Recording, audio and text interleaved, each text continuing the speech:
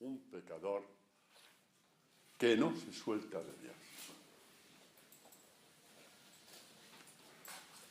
Y es indicio de sabiduría, porque si un hombre que entra en pecado continuo y se pone de espaldas a Dios, o sea que a la muerte del pecado interior añade la muerte de estar de espaldas a Dios. Ya es doble castigo, que uno se inflige a sí mismo. No es que Dios te castigue, tú te castigas poniéndote de espalda a la vida, porque Dios es la vida. Bueno, pues David comprende que si quiere realmente tener acceso a la vida, haya hecho lo que haya hecho, nadie, ni nada, ni nadie le va a hacer que se suelte de la mano de Dios. Ya esto es una catequesis que hace nos abre, ¿no?, en una esperanza profunda. Y esa profundidad, una vez que es denunciada por Dios por medio de Natán, de no intentar justificar nada, lo contrario de Adán y Eva. Adán, ¿qué has hecho? Me lo dio Eva. Eva, ¿qué has hecho? Me lo dio la serpiente. Me dijo, tal, ya, vale, aquí nadie hizo nada. Siempre la culpa es del otro. Nos suena esto, ¿no? En nuestra vida personal, ¿verdad que sí? Nos suena. La culpa es siempre de otro. Siempre la culpa es del otro. Y David, hombre sabio por excelencia, dice, pues mi delito yo lo reconozco. Hasta tal punto lo reconozco que mi pecado está sin cesar ante mí. Contra ti solo he pecado, cometí lo que es malo, o sea, lo perverso, lo cometí delante de tus ojos.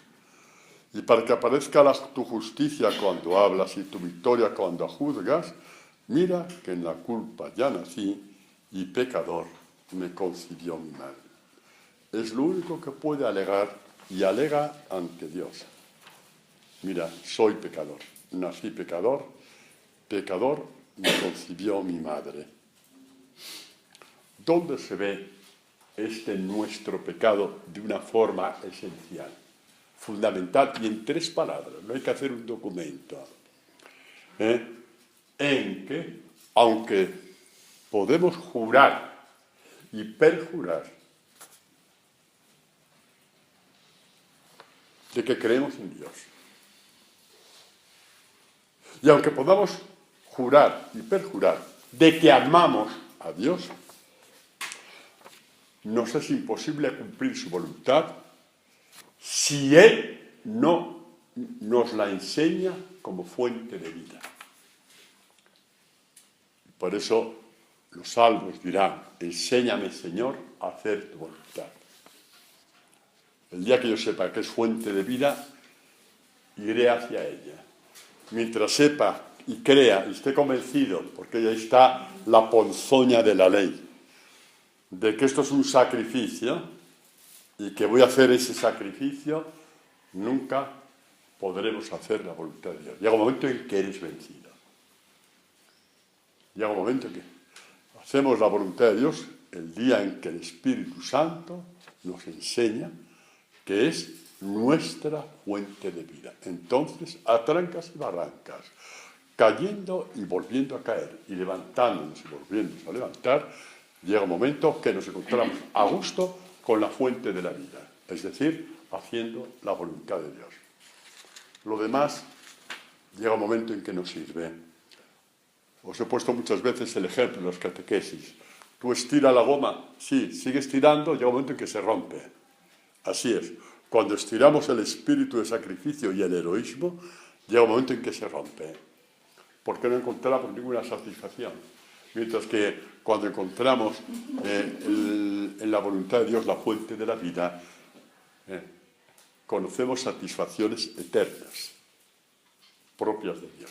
Y ahí sí, ahí de ahí ya no nos mueve nadie. No quiere decir que no vuelvas a caer, pero ya aspiras sin cesar a seguir junto a la fuente de la vida, al lado de la fuente de la vida. Es este camino de tu voluntad, ¿no? Enséñame tus caminos, ¿no? Dice el salmista.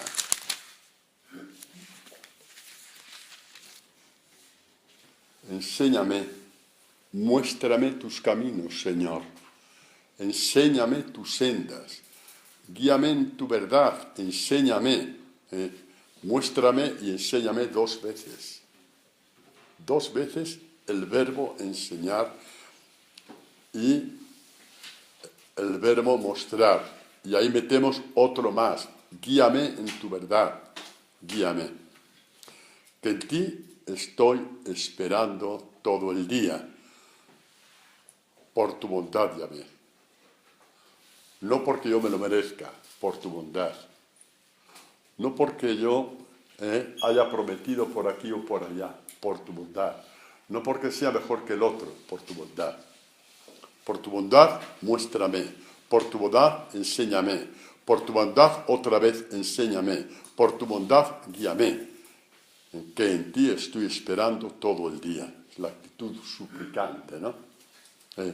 Acuérdate, Yahvé, otro verbo, de tu ternura y de tu amor, que son de siempre, es decir, que son infinitos, que no tienen fin. Esta es nuestra confianza, Esta es nuestra confianza, no las promesas que hagamos. Repito, porque alguien a lo mejor no se entera, y no las promesas que hagamos. El que ama a Dios no necesita hacer promesas. ¿Por qué? Porque lo que Dios va a sacar de ti es infinitamente mayor que las promesas que tú hagas. El oro que Dios va a sacar de tu alma hacia el mundo, o la luz, como veíamos esta mañana, es infinitamente mayor que las promesas que tú puedas hacer. Entonces yo, más que hacer promesas, prefiero que se cumplan las promesas que Dios me hace a mí, porque solamente así surgirá en mí el amor perfecto a Dios. Y el que ama con este amor perfecto a Dios, ama también con amor perfecto al mundo. Se hace luz del mundo. Como dice San Pablo, en ese entrar en el misterio de la cruz, al pie del Calvario, como vimos esta mañana, así, mientras nosotros morimos en el Calvario, así mientras nosotros morimos al pie de la cruz, el mundo recibe la vida. Este es el amor perfecto. No os quedéis con las migajas. Vayamos al amor perfecto, que nace como promesa de Dios, que nace de esta bondad y de esta ternura de Dios y de este amor de Dios, que, como dice, son de siempre, son infinitos. Luego veremos que hay un texto, si nos da tiempo, de Pablo, que habla de esto, con palabras que el Espíritu Santo puso en el apóstol, ¿no? Decimos, muéstrame tus caminos, Yahvé. Esto es fundamental, porque, como dice el profeta Isaías, mis caminos no son vuestros caminos. Como dice Dios, por medio de Isaías, cuidado, porque mis caminos no son vuestros caminos. Mis pensamientos no son vuestros pensamientos. Porque así como hay una distancia infinita entre el cielo y la tierra, también la hay entre mis caminos y vuestros caminos. ¿De qué me sirve que mis caminos estén llenos de promesas y compromisos y sacrificios si no es el camino de Dios, si es mi camino? ¿Y qué pasa si es mi camino? Que mi voluntad siempre va a prevalecer sobre la voluntad de Dios.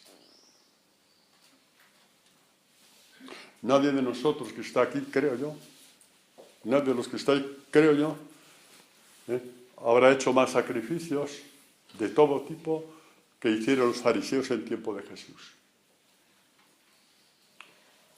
Es que además hacían más sacrificios que el mismo Jesús. Y de hecho se lo dijeron un día a Jesús. Oye, ¿qué pasa a tus discípulos que no ayunan, que no hacen esto, que no hacen lo otro? Al decir los discípulos se referían a él también. El pobre Jesús, pues mira, ¿qué iba a hacer? Aguantar la estupidez de estos señores. ¿Pero cuándo vais a entender, hombre? Mientras el novio está con ellos no pueden ayunar, están en fiesta.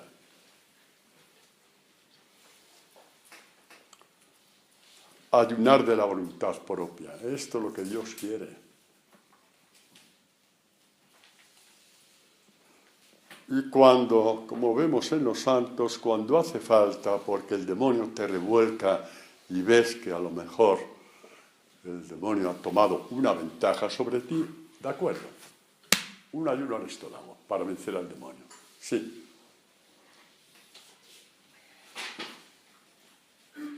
Pero recordemos que los fariseos ayunaban más que Jesús y más que los discípulos.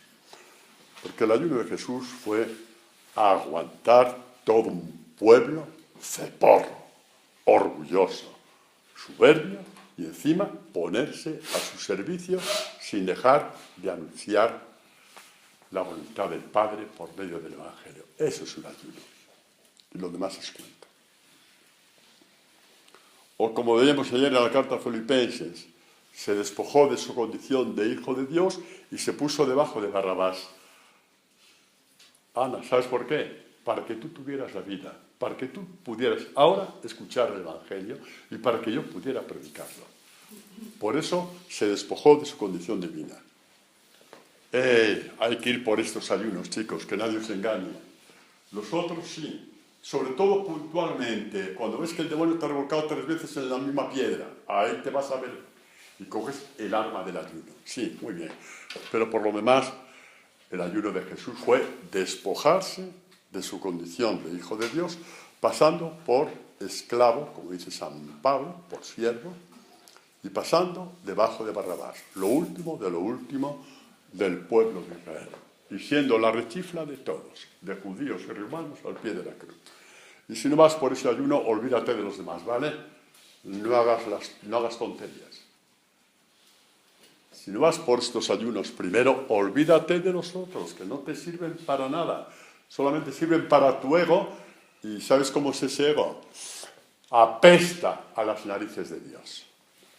Ese ego apesta a las narices de Dios. Bueno, esto un poco para estar un poquito prevenidos de por dónde nos va llevando Dios. Porque mirad, cuando dice Dios, por medio de Isaías, atentos, atentos, lo dice por algo, Lo dijo por nuestra condición humana, que mis caminos no son vuestros caminos, que mis planes no son vuestros planes, que hay una distancia como de la noche a la mañana. Y cuando emprendemos este camino, hay que estar muy vigilantes.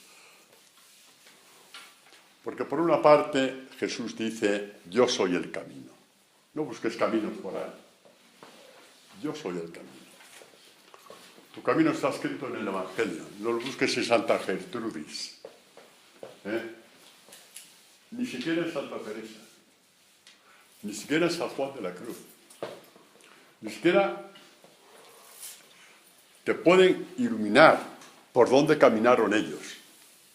Y te puede servir. Pero nunca cojas el camino de nadie que no sea el Hijo de Dios. Nunca cojas el camino de nadie que no sea el Hijo de Dios.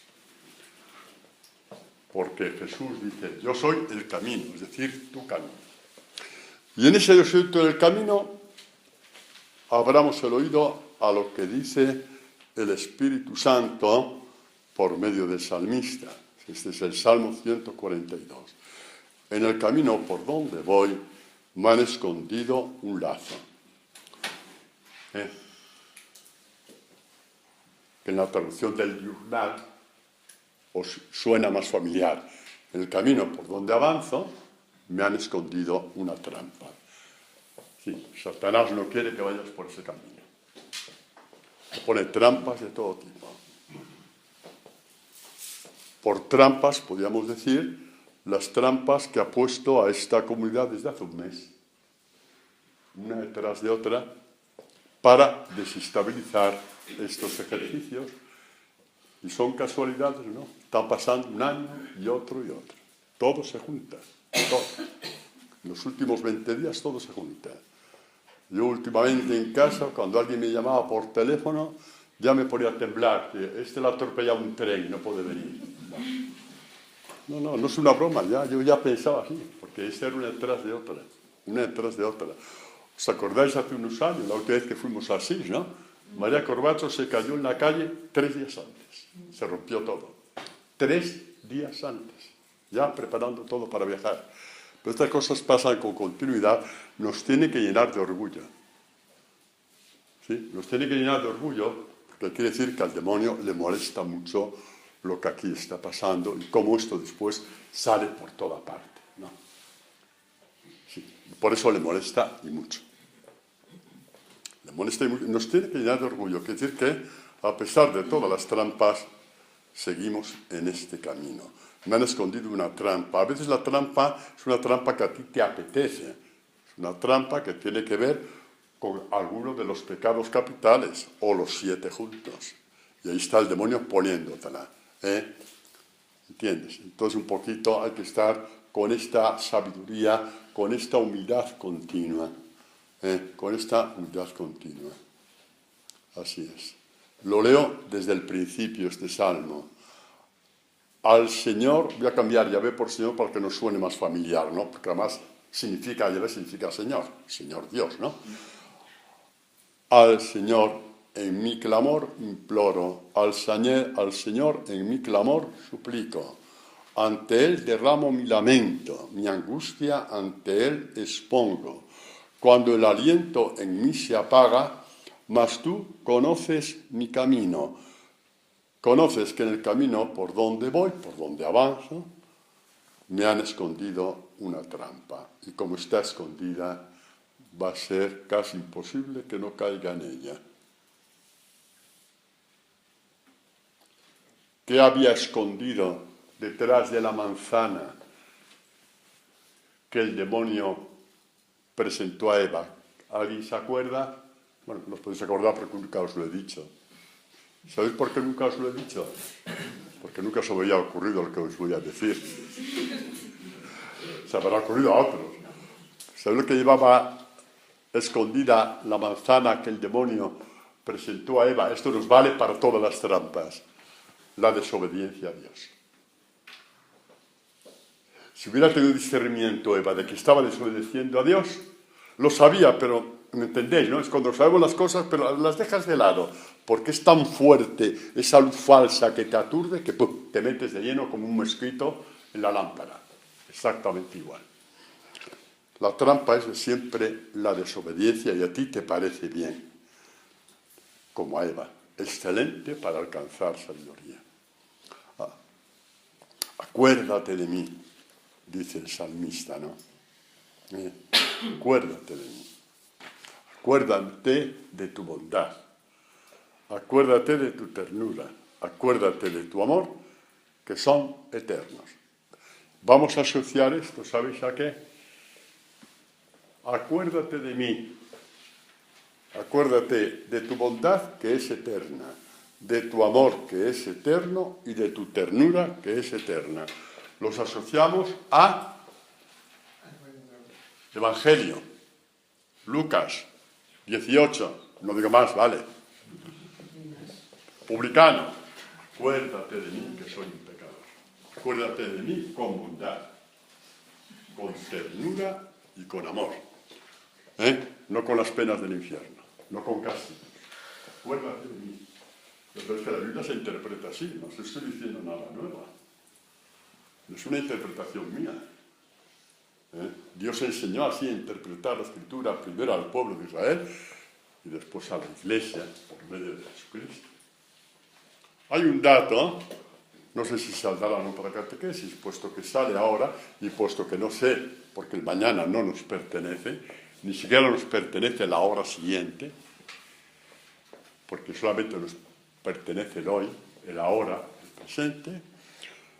¿Sabéis cuándo Dios abrió definitivamente nuestro espíritu para interpretar las Escrituras? Al resucitar.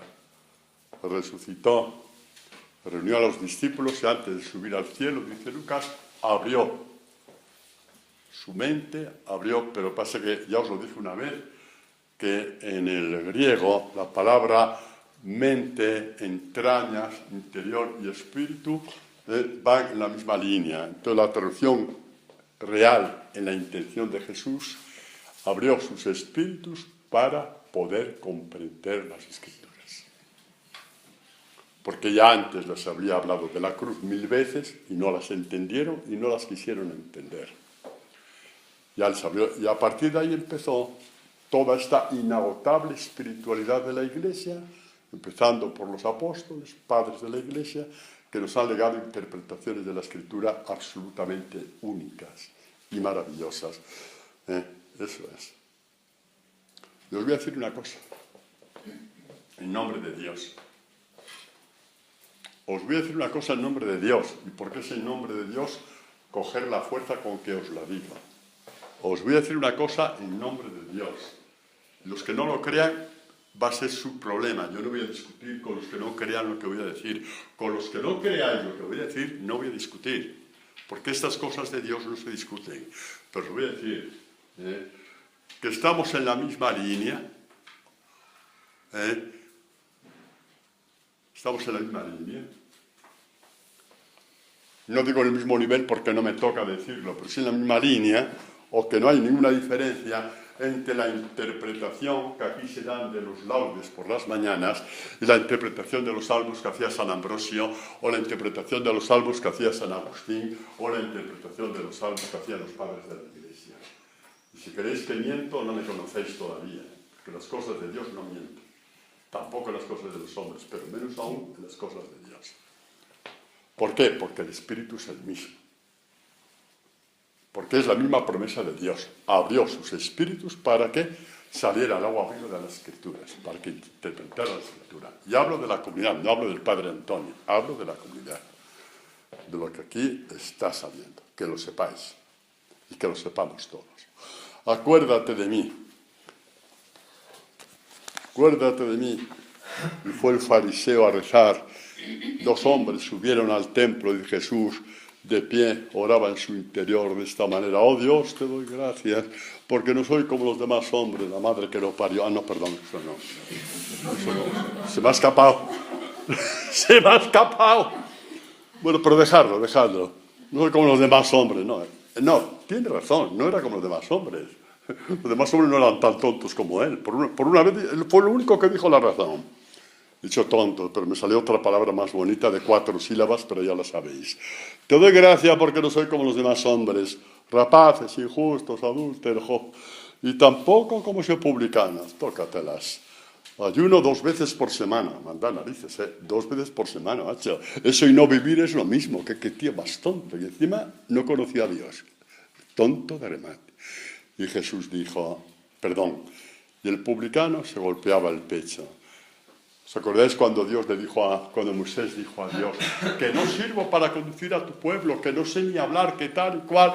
Y dice, métete la mano en el pecho. Se la metió y dice, sácala, ¿qué hay? Lepra. Ahí está, tu corazón es tan leproso como los aquellos que tú vas a conducir. Así que, ¿qué te crees? ¿Que eres el niño bonito de la clase? ¿Te crees que eres el niño bonito de la clase? Eres tan leproso como los demás. A ver, vuelve a meter la mano y sácala. Está limpia. Es lo que voy a hacer contigo y con todo tu pueblo. Ahí está este hombre repitiendo el gesto de Moisés. Acuérdate de mí que soy un pecador, que soy impuro. La lepra y la impureza significan lo mismo a nivel espiritual en la Escritura. Jesús, cuando cura a los leprosos, los purifica, ¿no? ¿Sí? Bueno, acuérdate de mí que soy un pecador. Y damos un salto a Pablo. Yo nunca me cansaré de hablar de San Pablo. ¿Sabéis por qué? Porque él nunca se cansó de asombrarse por lo que Jesús había hecho por él. Ahí Pablo sí que se hizo pequeño y realmente pequeño. Y por eso escribió, doy gracias, primera carta a Timoteo, doy gracias a Dios, doy gracias a aquel que me revistió de fortaleza, a Cristo Jesús, Señor nuestro, que me consideró digno de confianza al colocarme en el ministerio. Ya conocéis la otra traducción, ¿no? Se fió de mí, me hizo capaz y me concedió este ministerio. Suena, ¿no? Así, San Pablo. A mí, que antes fui un blasfemo, un perseguidor, un insolente. Pero encontré misericordia porque obré por ignorancia en mi infidelidad. y la gracia de nuestro Señor sobreabundó en mí. Tu ternura es infinita, tu amor es infinito, tu perdón es infinito, tu gracia ha sido infinita en mí, sobreabundó en mí, hasta tal punto que hizo de mí un discípulo, hizo de mí un anunciador del Evangelio. Esto lo tenéis que traducir en vuestro corazón. La historia de Pablo es para que se repita en todos los cristianos. Sí, hombre, sí. Somos discípulos por la gracia de Dios, no por ser el más listo de la clase. Sobreabundó en mí, juntamente con la fe y la caridad en Cristo Jesús. Pablo, ¿no? El gran Pablo. El gran Pablo que se pone de rodillas ante el amor de Dios. Se le caen las rodillas al suelo. No tiene que hacer ningún esfuerzo. Nadie se lo tiene que pedir ni mandar. Se le caen las rodillas al sentirse así tan amado por Dios. No es un perdón de no lo vuelvas a hacer que te cruzo la cara. No, es un perdón, toma el Evangelio y vete a anunciarlo. Y ahí todo ese proceso hasta llegar a decir yo muero, pero el mundo vive. Esto es un discípulo de Jesús. Yo muero, pero el mundo vive. Yo muero. Así mientras nosotros morimos, al pie del Calvario, el mundo que nos odia y nos desprecia, recibe la vida. Esto es eso un cristiano, ¿eh? Y si no, pues bueno, ¿cómo era el Rafa? Y si no, ¿cómo era el otro día? Yoga, budismo. Eso. Al budismo que lo pasáis mejor, pero no hagáis tonterías. No hagáis tonterías con el cristianismo, hombre. Que el cristianismo es esto, solamente esto y nada más que esto, ¿ya? Iros a hacer yoga, exactamente, eso. Energía positiva, energía negativa, os ofrecéis a un árbol, después oréis a corcho todo el día, pero bueno, ya es vuestro problema. Es que hay gente que lo hace. ¿Qué pensáis? ¿Que es broma? Hay gente que lo hace. En fin, la capacidad del hombre de ser tonto es tan infinita como la ternura de Dios. Entonces, escoger lo que queráis. O vuestra tontura, que puede llegar a ser infinita, o el amor de Dios, que es infinita. Escoger lo que os dé la gana. Yo ya he escogido, ¿vale? Yo ya he escogido. Eso es. Bueno, la ternura de Dios. Si fuera un título, Pablo no hubiera experimentado nada. El problema es que no es un título, es la esencia de Dios. No es un titular de un documento. No es el titular de una tesis. No es el titular de una ponencia. No es un titular de una semana de estudios religiosos. Es la esencia de todas las esencias de Dios. Y Pablo aparece como... Todos los apóstoles son testigos, ¿eh? A ver, ¿qué pasaría por Pedro? Cuando Jesús le dijo 3 veces, Jesús, ¿me amas? Pedro sacó una botella de Valium, se la bebió, porque ya se quedó fuera de foco. ¿A mí? Oye, ¿te estás equivocando con Andrés? ¿O con el otro? ¿Con Juan? No, a ti, cabeza de chorlito. Que mi padre me ha dicho que tú eres el padre, la roca de la iglesia. Señor, tú sabes que te amo. Ni siquiera le dijo te amo, no pudo decirlo. No pudo. Se venció, quedó vencido por el amor de Jesús. No quiso ni prometer te amo. No quiso ni prometérselo. Le parecía una blasfemia, un contrasentido. Pero se lo dijo como solamente un niño pequeño puede decir. Tú sabes que te amo. Vale. Estas ovejas por las cuales he muerto son tuyas. Apaciéntalas. Mis ovejas. He muerto por ellas. Te las confío. Manda aquello del señor Trillo, ¿eh? Manda. Este es nuestro Dios. Para que le tengáis bien. Este es nuestro Dios. Luego explicáis a las 2 francesas lo de Trillo, que aquí no se puede porque es para mayores de 18 años.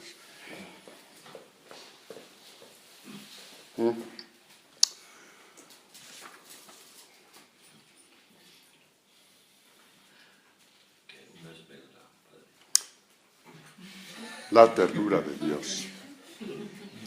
El discípulo es alguien que empieza a creer en esto. No, esto no se crea así como así, ¿eh? Nos pesa tanto el moralismo que tenemos, que esto no se crea así como así.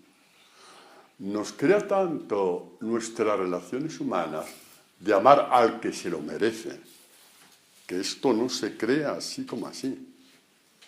¿Estáis de acuerdo, no? Nos pesa tanto la formación que hemos tenido de amar a quien se lo merece,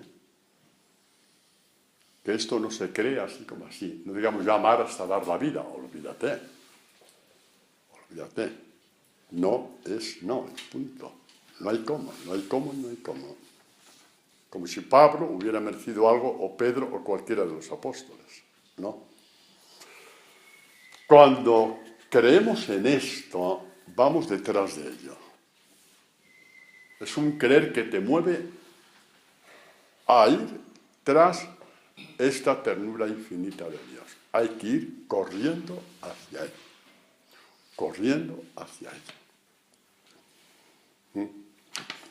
Corriendo hacia ello, siendo atraídos hacia ello.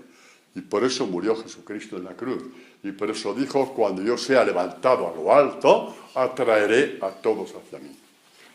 Atrajo a los apóstoles al pie de la playa, atrajo a Pedro, y después atrajo a Pablo, y después atrajo todas las generaciones cristianas. Desde el Calvario nos está trayendo a todos, donde ya se nos van todas las excusas. Ya al igual que David, mi pecado yo lo reconozco. No se trata de que me tentó, me dejó de tentar, fue una ocasión, me cogió desprevenido. David no dijo, es que esa chica se bañó delante mía. Es cierto, se estaba bañando en la azotea de su casa. No, David ya, punto. No dijo nada. Mi pecado yo lo reconozco. No nombró a quien le sedujo voluntaria o involuntariamente. No la nombró. No la nombró para nada. Mi pecado yo lo reconozco. Y así se conoce, es como se conoce la ternura de Dios. Y así Pablo hace una letanía de quién es. Si antes dijo doctor de la ley, hebreo de los hebreos, ciudadano romano, ahora dice blasfemo, pecador insolente. Dirá otras veces que participó del martirio de Esteban, de la sangre de Esteban. Esa es la libertad de que quiere encontrarse con el amor de Dios. No dejar ni una huella del pecado dentro de ti, porque por mínimo que te justifiques, ya estás dejando una huella dentro de ti, que Dios no te la va a quitar. O te la quitas tú o no hay nada que hacer. Es lo único que te pide. La actitud de David, mi pecado yo lo reconozco. Pumba, no se justificó por haber visto una mujer bañándose enfrente del palacio, que podía haber sido más discreta también, ¿vale? Pero no metió eso. No metió eso. He pecado y punto. He pecado y punto. Se acabó.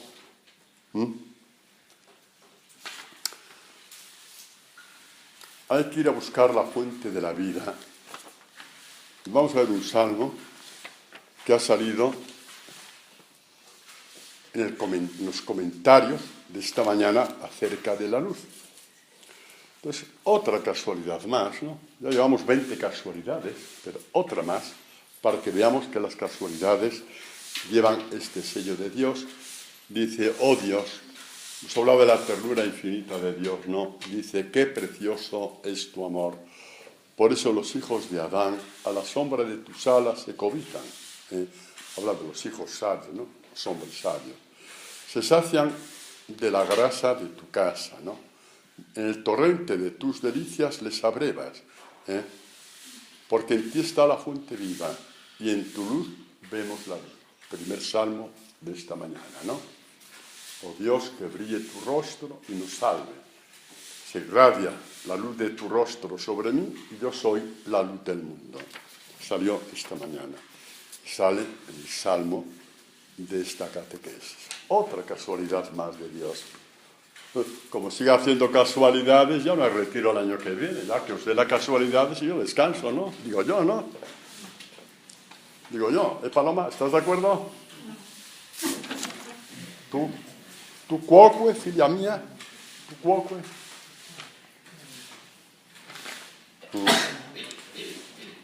Jesús, vamos a ver, la ternura de Dios se hizo carne y habitó entre nosotros, y se llama Jesús. La ternura y el perdón y el amor de Dios se hizo carne y habitó entre nosotros. Y para que comprendiéramos que la ternura de Dios no es un título de un documento, como dije antes, para que entendiéramos que esa ternura es real, llegó la última cena, llegó el lavatorio de los pies y se hizo el último de los 12, perdón, el último de los 13, porque también lavó los pies a Judas.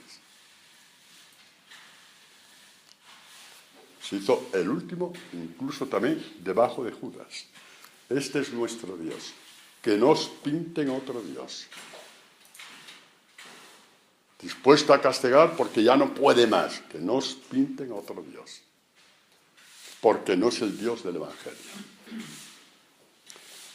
En la Pascua, porque estamos hablando del contexto de la Pascua judía, hay un momento en que lo que se llama el lavatorio de las manos, la ablución de las manos. ¿Y esto cómo se hacía? Bueno, pues entonces, ya sabéis que se reunían en familias, el número no mínimo de 11. Si una familia no eran 11, se juntaba con otra, a hacer un nombre de 11 para adelante, ¿no? Y el más pequeño de la familia, o si había un criado, el criado, o una criada, la criada, era el que cogía los recipientes para lavar las manos a los comensales de la Pascua. Entonces, pues ahí llegó el momento de la ablución. Y nadie quiso ser el último, Ahí se miraban los apóstoles, a quién le toca, a quién le toca, tú cuántos años tienes, ya documento de identidad, ya soy del 05 antes de Cristo, antes de... Bueno, total que Jesús se levantó y se hizo el último. De ahí el susto de Pedro. Siempre, ¿os habéis dado cuenta que el más noble de los apóstoles es siempre Pedro?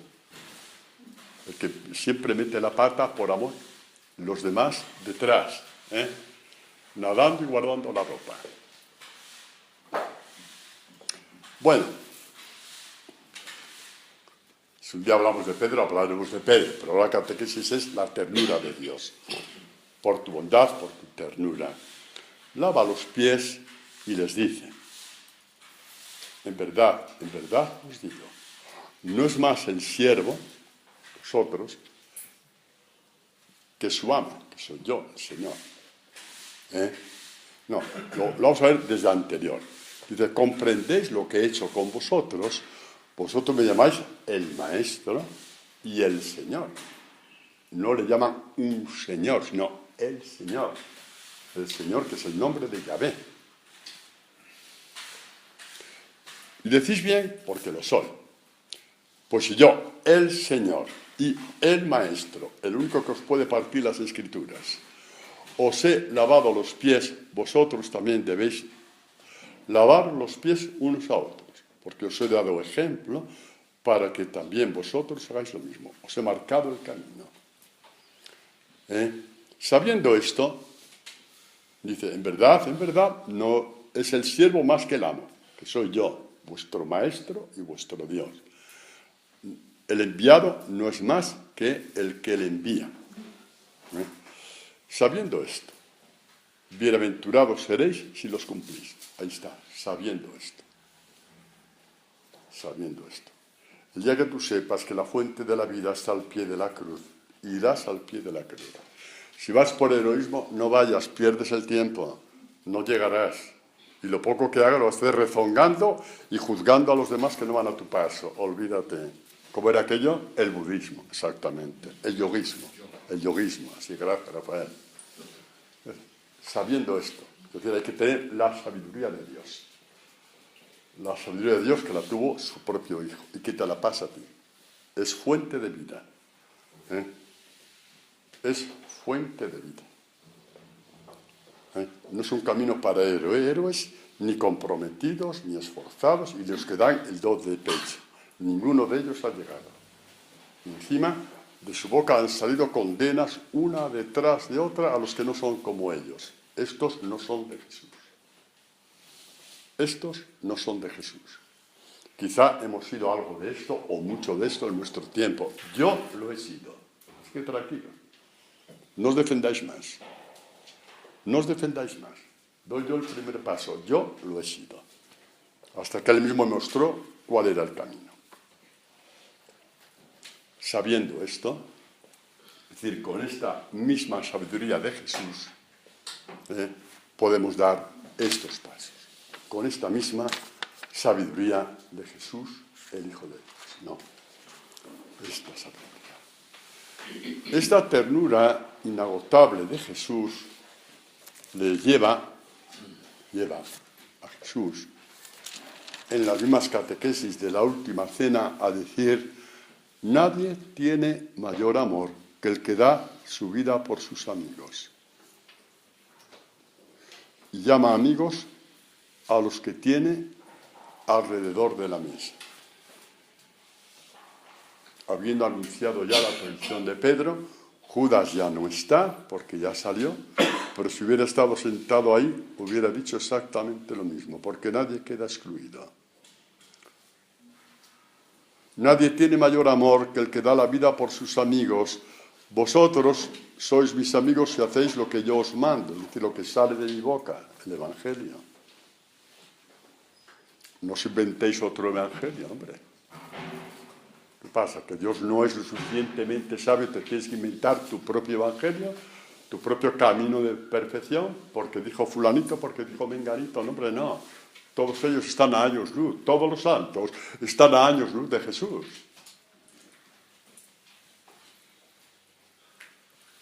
Todos están a años luz de Jesús.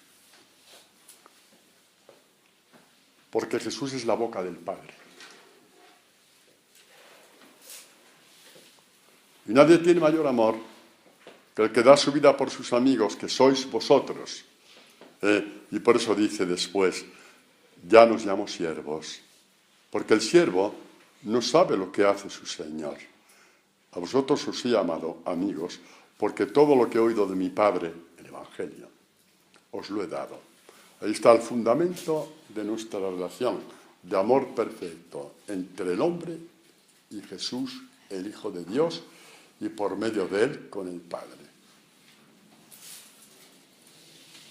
Lo que ha salido de su boca, que a su vez oyó de su Padre, el Santo Evangelio. Eso es. Ahí encontramos toda la ternura de Dios, todo el perdón de Dios, que es infinito y que es inagotable.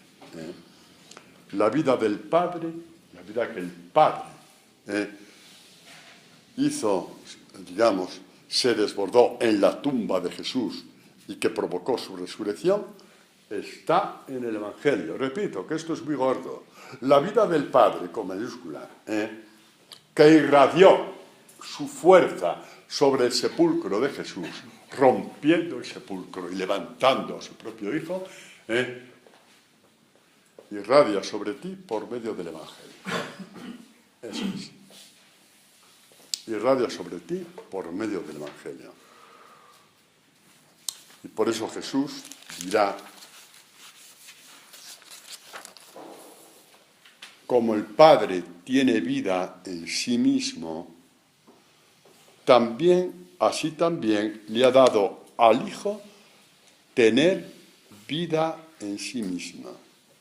Y porque el Hijo tiene vida en sí mismo, viene donde Mauricio y le dice: Mauricio, he venido y te he llamado para que tengas vida en abundancia, porque mi Padre me ha dado esta vida para darla, y en este caso te la doy a ti. Esta es la relación. Vida en abundancia, que significa en este contexto vida eterna. Que significa en este contexto vida eterna. ¿No? Y dirá San Pablo, pues sí, nos ha dado tiempo a ir a San Pablo, acerca de este amor de Dios y de esta ternura de Dios que es infinita, que es inagotable. Viene San Pablo y nos dice, por eso doblo mis rodillas ante el Padre, de quien toma nombre toda familia en el cielo y en la tierra, para que os conceda, según la riqueza de su gloria, que seáis fortalecidos por la acción de su Espíritu en el hombre interior. Y luego da unas pautas de que sea esta fortaleza interior. Da unas pautas y dice que Cristo habite por la fe en vuestros corazones. ¿Para qué? Arraigados y cimentados en el amor. Tu amor es inagotable, tu ternura es inagotable, espiritualidad propia de los salmos. Y sabéis que David está asociado a los salmos, a la espiritualidad de los salmos. Cimentados en el amor, podéis comprender con todos los santos. ¿Sabéis quién eran los santos en la iglesia primitiva? Todos los que estaban unidos a las comunidades. Porque había gente que se separaba, por la razón que fuera, o apostataba. Los que permanecían unidos a la misma fe, al margen de que tuviera una mayor actitud o no moral, que esto es un invento posterior, San Pablo los llama santos, porque viven de Jesús. Que después estén haciendo un camino con tropiezos, por supuesto que sí, pero ya son llamados santos, que lo sepamos, que ya eran llamados santos, por estar enraizados en Jesús.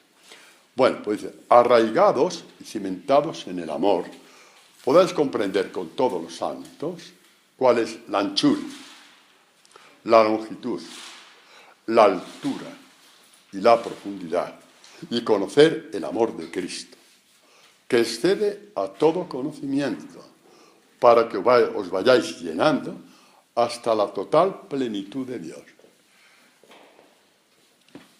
Esto sí que es una promesa, y lo demás son migajas.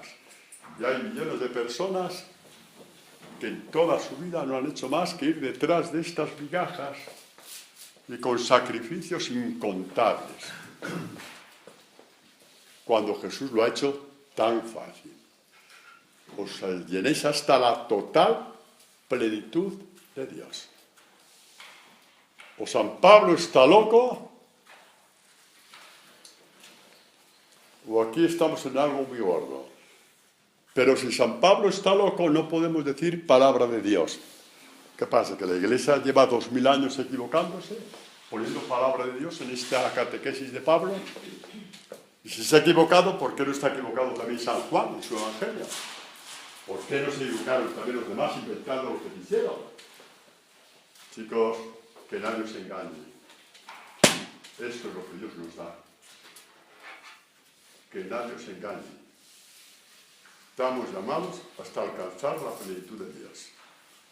Vaya burrada. Es que el amor de Dios es una burrada, jolines. ¿No os habéis enterado todavía? ¿No os habéis enterado todavía? Que el amor de Dios es una burrada, que es inagotable. Vamos. En el que empezó desde más abajo del todo con respecto a los demás apóstoles. ¿Qué conocería? ¿Qué vería? ¿Qué sentiría? ¿Cómo palparía Jesús en el Evangelio? Porque no lo conoció personalmente. ¿Qué palparía del Evangelio de Jesús? ¿Qué palparía? ¿Cómo llevaría el Evangelio hacia su alma? Decía, entra aquí, entra aquí. ¿Qué vería para decir que Cristo habite por la fe en vuestros corazones, para que arraigados y cimentados en el amor, podáis comprender, porque no hay como comprenderlo, podáis comprender con todos los santos, con todos los que han sido bautizados en Jesús, Carol, con todos los que han sido bautizados en Jesús, que te quedan horas. podés comprender cuál es la anchura, la longitud, la altura y la profundidad, y conocer el amor de Cristo, que excede todo conocimiento, para que os vayáis llenando hasta la total plenitud, lo pone con mayúscula, de Dios. Por si os interesa, Efesios 3, 14, 19, para que paladeéis estas palabras, porque no hay otras. Porque no hay otras. Porque no las hay. Y terminamos con un texto del libro de la sabiduría.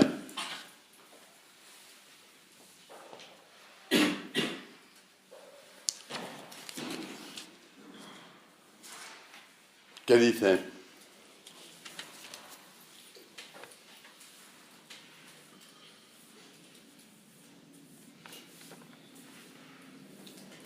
no veo ni torta. No dice eso. No.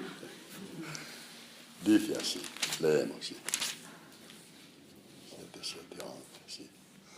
Por eso, estas palabras ponen en la boca de Salomón, porque así como David es el prototipo de todos los salmos, también Salomón es el prototipo bíblico de la sabiduría en general, porque de hecho el libro de la sabiduría es muy posterior a la vida de Salomón, pero ya sabéis cómo es el lenguaje interpretativo bíblico, catequético, y a Salomón se le asocia como el hombre sabio según Dios.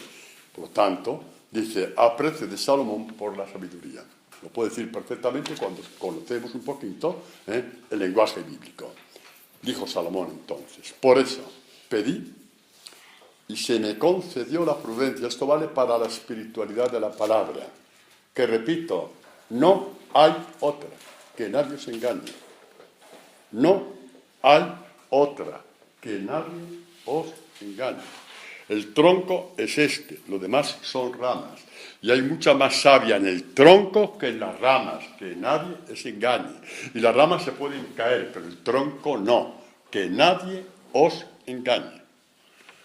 Por eso, dice Salomón, la figura de Salomón, por eso pedí y se me concedió la prudencia. Supliqué y me vino el espíritu de sabiduría. Hay que pedirlo, claro que sí. Y la preferí a cetros y tronos. Tienes que saber escoger, ¿eh?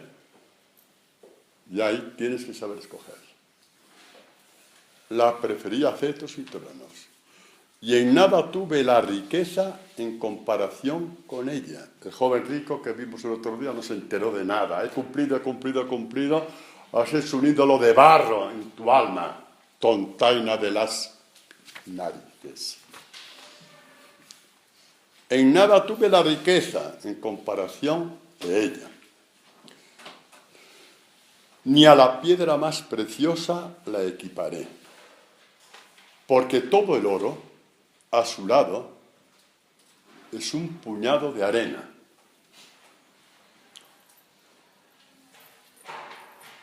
Y barro parece la plata en su presencia. Repito, esto no es para que andes y te vayas a vivir debajo de un puente, con una tela de saco, a comer zanahorias. No. Que Jesucristo no era vegetariano, que es eso de comer zanahorias. Pero poniendo cada cosa en su sitio. Lo primero es lo primero, el resto se os dará por añadidura, ya lo dice Jesús. Ahora, la añadidura, déjasela a Dios. Pon lo primero, no seas más listo que Dios. No sé, ¿sabe Roberta por qué no puede ser más lista que Dios?